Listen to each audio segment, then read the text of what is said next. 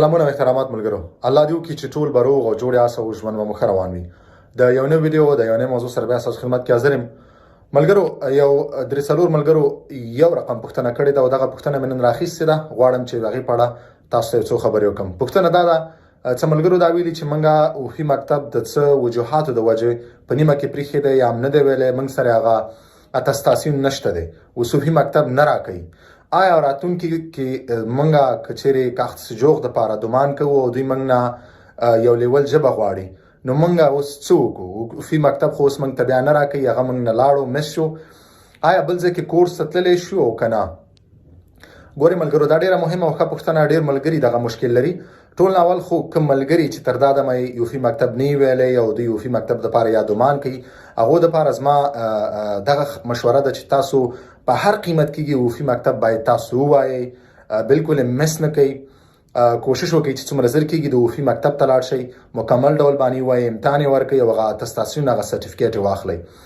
اوس کوم ملګرو د کوم وجوهاتو د وجې دوی نه مکتبونه د وفي مکتب مې شوی دی، نه دی ویلی، اوس مکتب نه ورکوي، بالکل دوی کولی شي چې لاړ شي شخصي بل ځای کې یا په بل کورس کې شخصي هر څنګه دوی هلته ژبه زده کړي، ولې امتحان باید دوی رسمي امتحان ورکړي. هغه امتحان چې کوم پریپکچور دپاره قابل قبولي، قابل اعتباري، دلته رسمي امتحانونو سنټرې دي.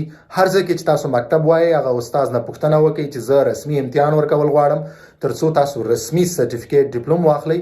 نو بالکل هغې امتحانونو مختلف فیسونه دي، اتیا نه والا 100 یورو پورې، دغومره به تاسو فیس ورکئ، تاسو به رسمي امتحان ورکئ. نو هغه به تاسو ته ستاسو چې کله امتحان تاسو ورکئ، تاسو ته به خپل لیول هغه درکړي.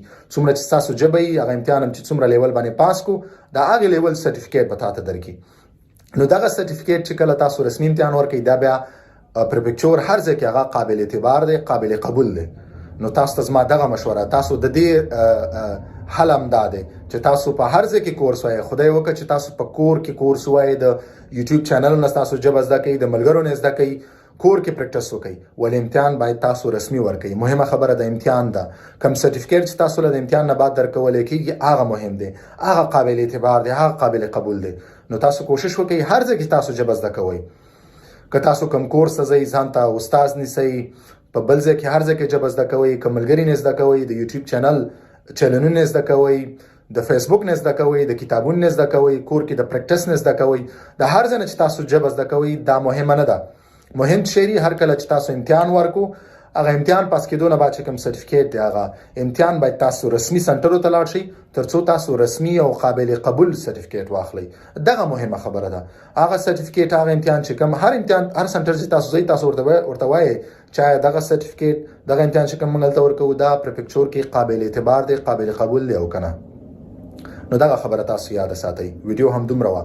هر ملګری چې هر قسم پوښتنه لري، تاسو خپل پوښتنه، خپل کوېسچنز چې کوم دي، هغه تاسو په کمنټس برخه کې پرېښودلی شئ. انشاءالله په خپل وخت به زه ستاسو د پوښتنو ته خامخا جواب درکوم. په مخه